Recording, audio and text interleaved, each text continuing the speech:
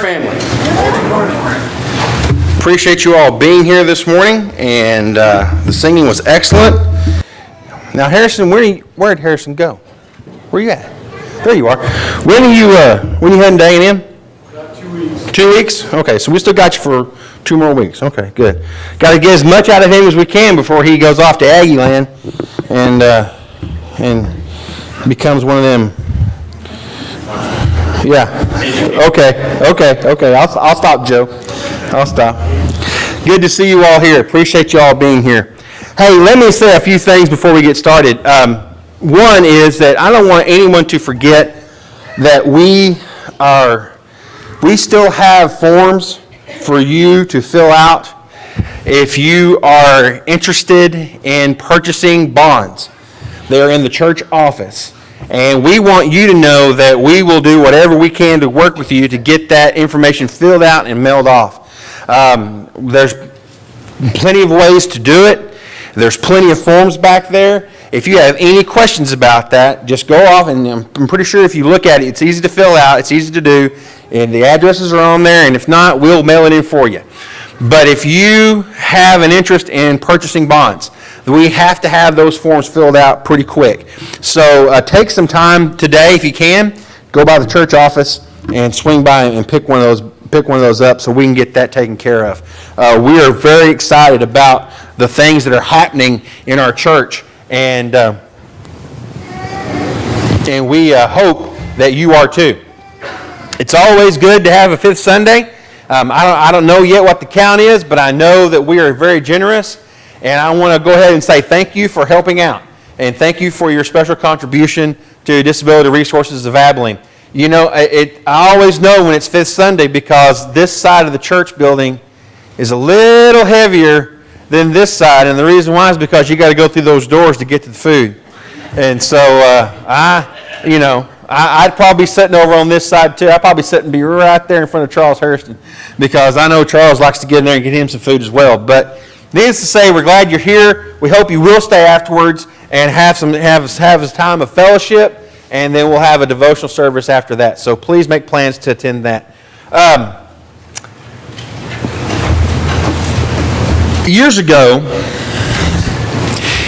a large statue of Jesus was erected and put up on the border between Argentina and Chile. The statue was called, and you can probably find it on Google if you Googled it, the statue was called Christ of the Andes. And the statue was built to symbolize a pledge between these two countries that they would live in peace with one another. And it was to be a sign that Argentina and Chile were going to finally start getting along.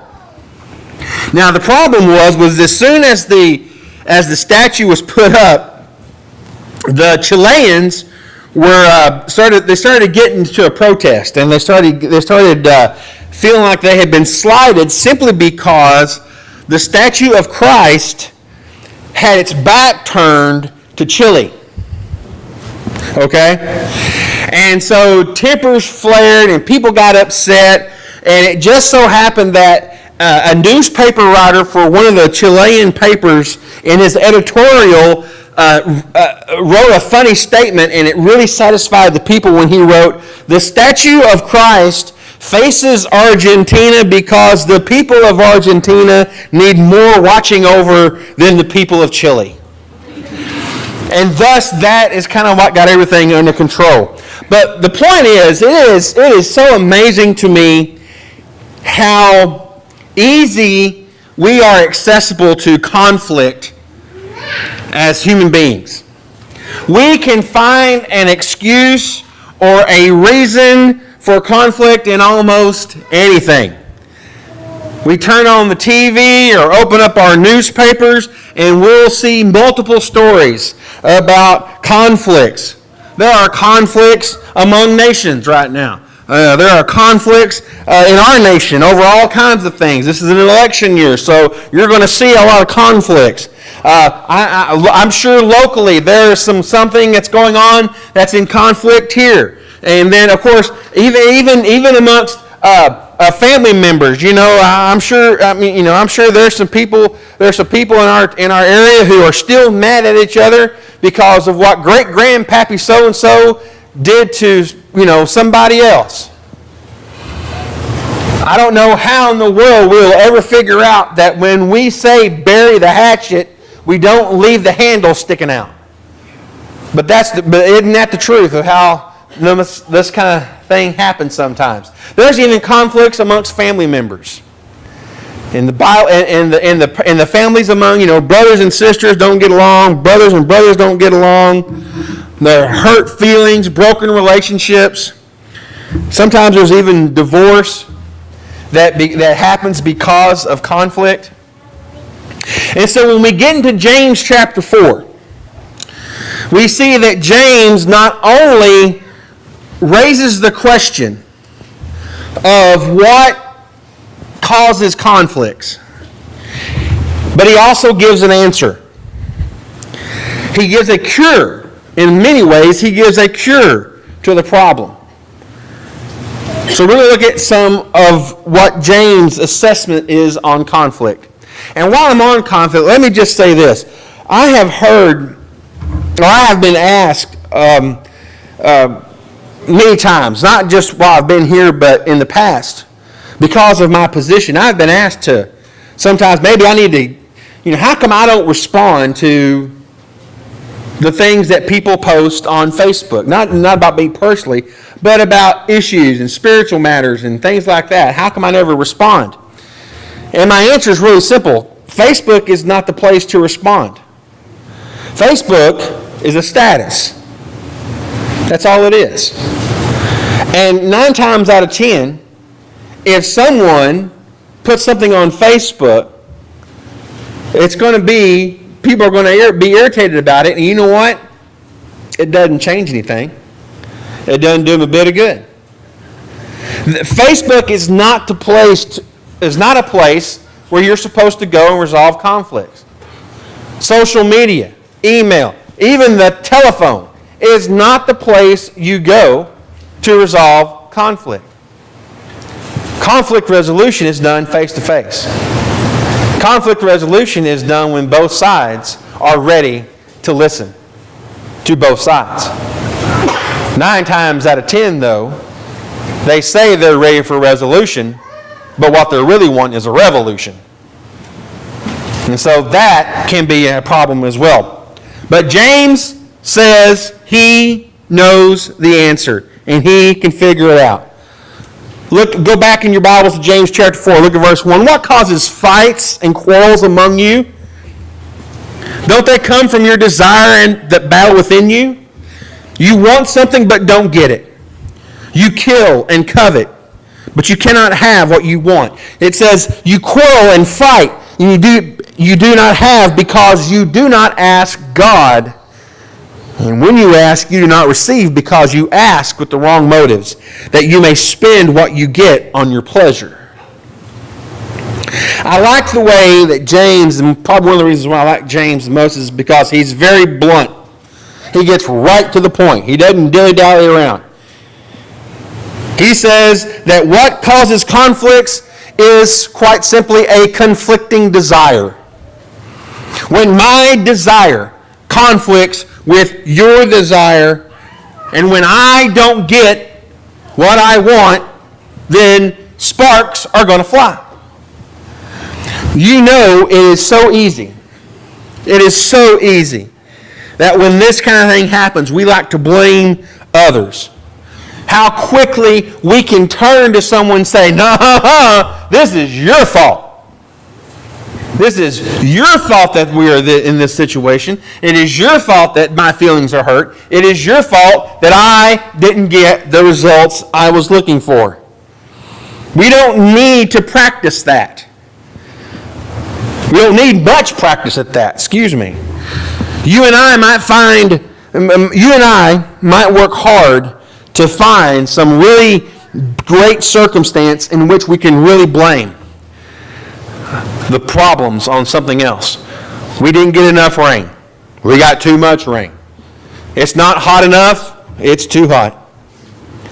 So we can point the finger up, down, at others, when the truth of the matter is, James is going to ultimately say the fingers need to be pointed back at us. Because the truth of the matter is, James tells us we need to look within ourselves for the source of the conflict. In other words, you and I need to be, get this, you and I, this is important, listen, you and I need to be honest with ourselves.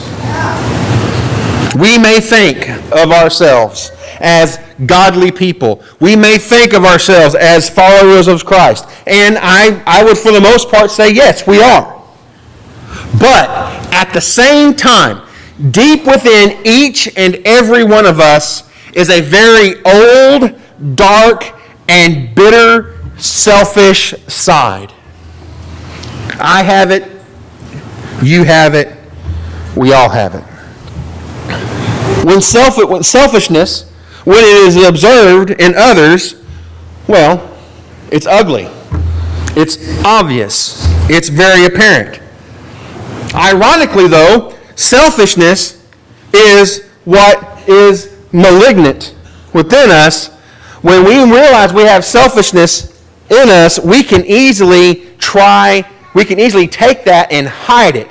And we can bury it deep down, and we will use it, or we will surround it with words like rationalizations and or excuses. We will even have the audacity to put on our spiritual blinders when it comes to our selfishness. James describes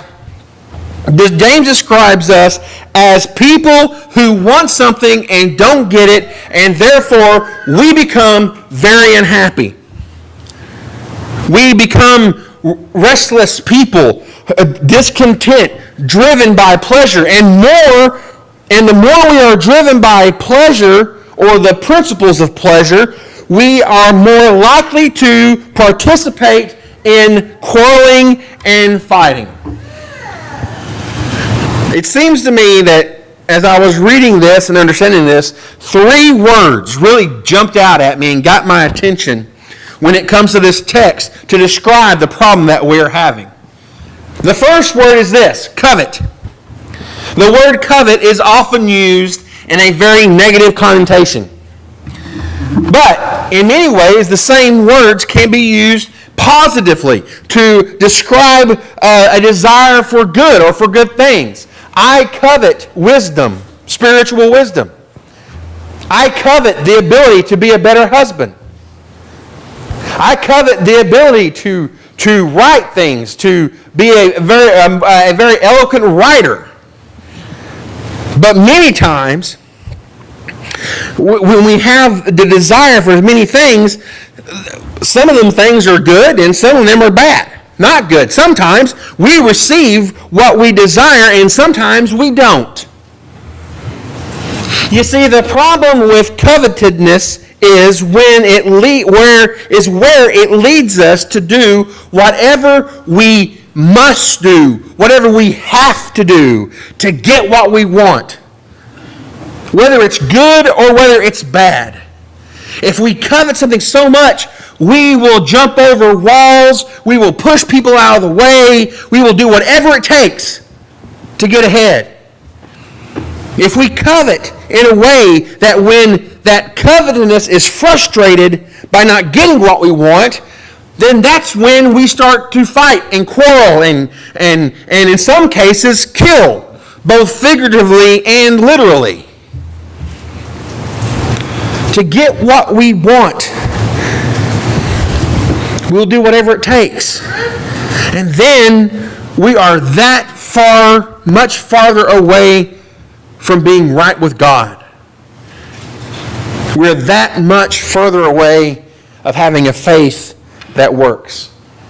The second word that comes to mind is godlessness. Now, don't get me wrong, godlessness is not actually in the text, but the idea of it certainly is. James says in verse 2, you do not have because you do not ask God. If you're like me, all too often, I don't ask God for help. I act like He's unavailable. So here I am, a child of God, who has been promised that God's going to hear my prayer and respond to my prayer, but I don't pray. James tells me that some of what I desire is good. James says some of the things that I desire is legitimate. And I don't receive it because I don't allow God to give it upon request. Have you ever thought about that? We're too busy trying to use God like 911 to forget that sometimes we have to ask God, or we should ask God, for blessings as well as help. Now, James quickly points out that asking is not the only step. We also have to ask with the right motives.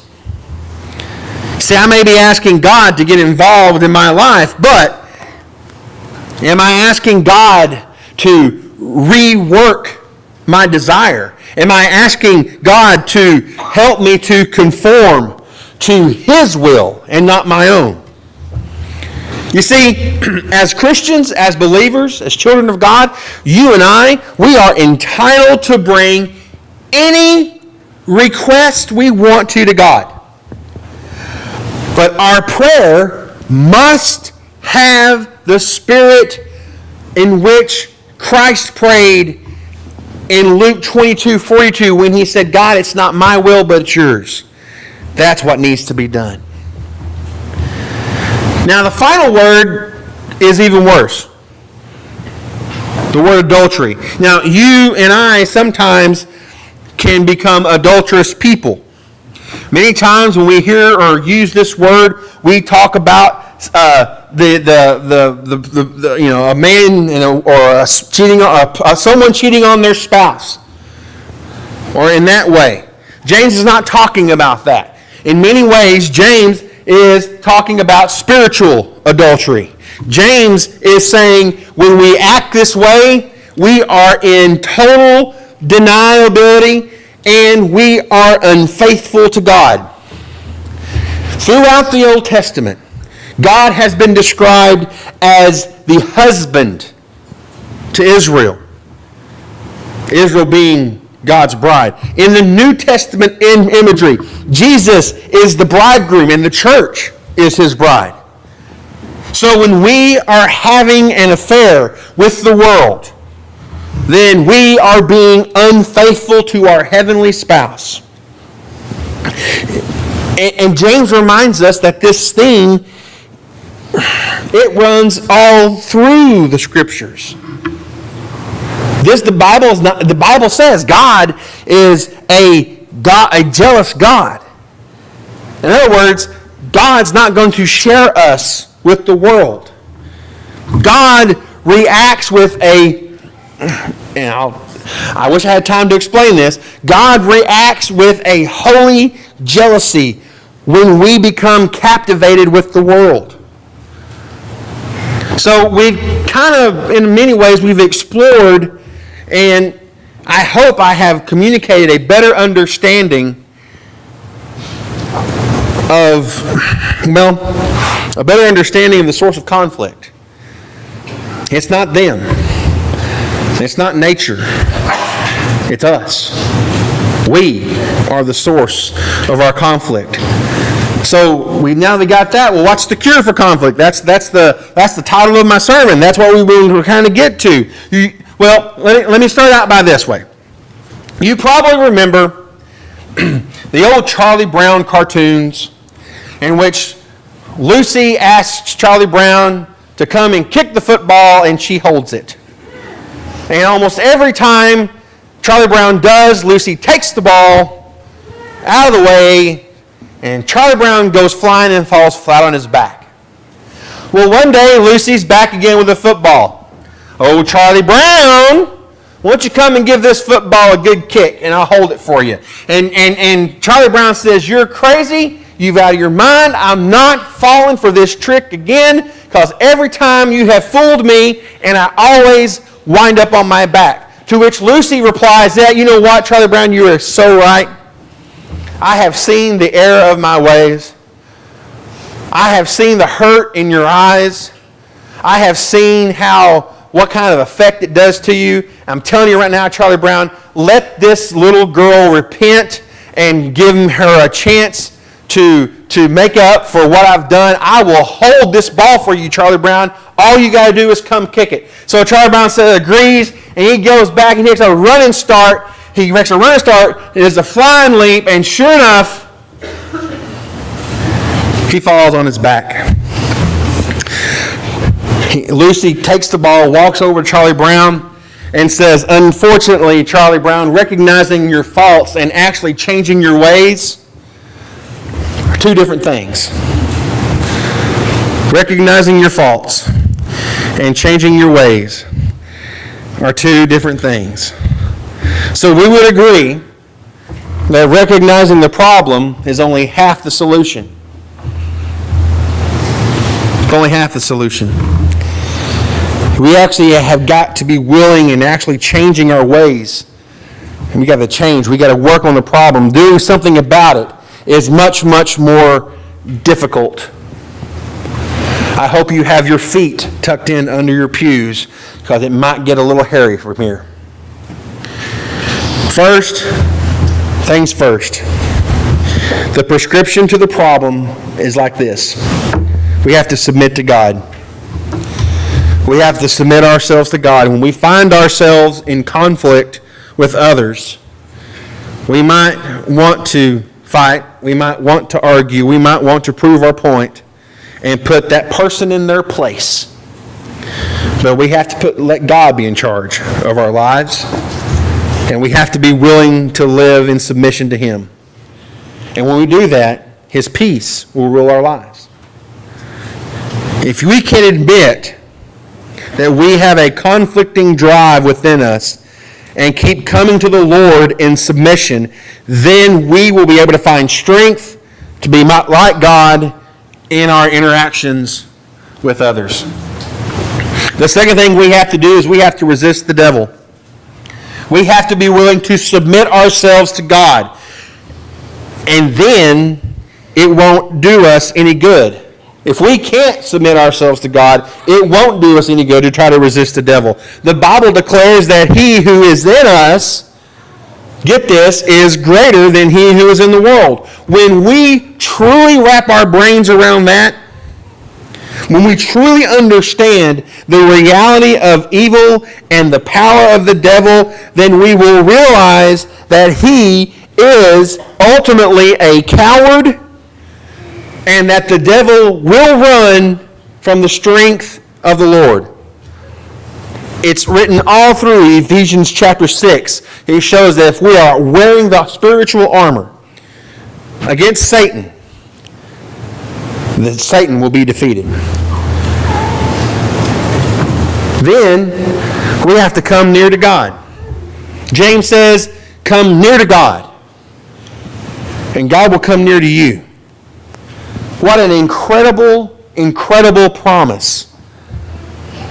What this says is the Lord wants to walk with you and me, and He wants us to be that close. How can we draw close to God? James suggests that we clean up our hearts, remove the pollution and the moral filth and the ungodly attitudes. James says we need to express our remorse for our sin. James says we need to humble ourselves, and God will lift us up.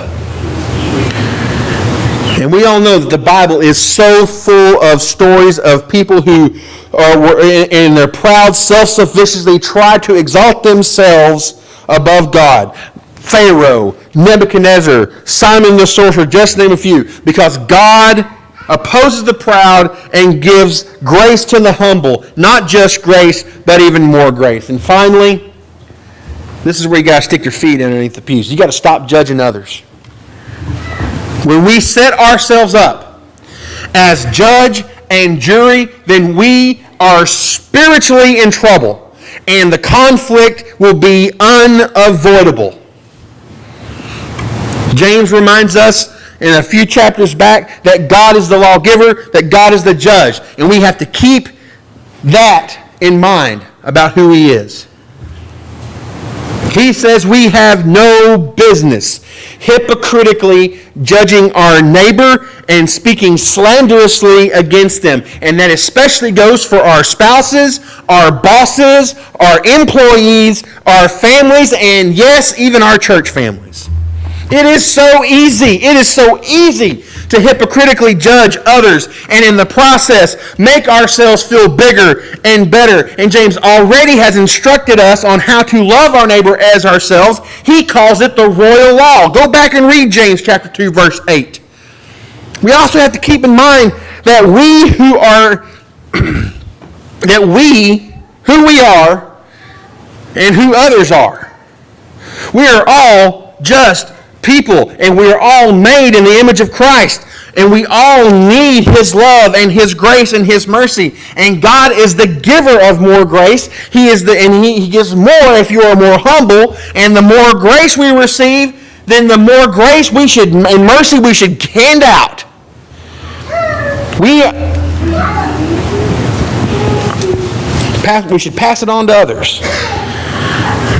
We all want to live at peace with God, don't we? We all want to live at peace with God, don't we? We all want to live at peace with one another, don't we? Everybody stand up.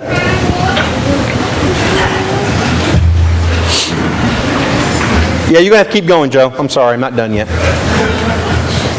I want this crowd turn and face this audience, and you turn and face this audience. And repeat after me. I want to live in peace with you. Put it all together. I want to live in peace with you. Everybody sit down. Well, if you want to stay, sit down. If we can take this seriously, if we can do these 4 prescriptions, we have the answer to the problems that face not only problems in the family, but problems in our state, in our nation, and dare I say, in our world. If we can stop and take a spiritual, I don't know what I'm looking for. Inventory. Thank you, Al. A spiritual inventory. Then our conflicts might be a little less because we are so busy focusing on trying to correct it ourselves that we have no place or time to be worrying about someone else's problems that we think they have. If we take this seriously, we'll have discovered an antidote to which destroys relationships. An antidote that can fix the problems between God and man. And may God bless us as we try to do so. This morning, if there's someone here who would like to respond to the invitation, please make it known as we stand and as we sing.